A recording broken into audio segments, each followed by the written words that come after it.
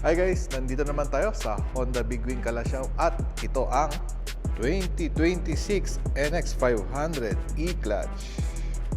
Physically, almost the same lang siya ng dati, pero ngayon, nag-iba na ng decals. Ganyan na ang kulay ng decals niya para sa puti. Ayan. Ayan. At ayan na nga, may E-Clutch na siya. Siya nga pala, wala na rin siyang standard model.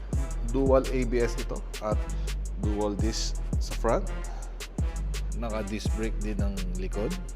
Ang makina ay 471cc twin parallel engine. Sa meter panel niya is 5-inch TFT pa rin. Naka-physical key pa rin siya, pero naka-HISS na siya. Ayan. Then ito, pwedeng mabilihan ng socket as accessories.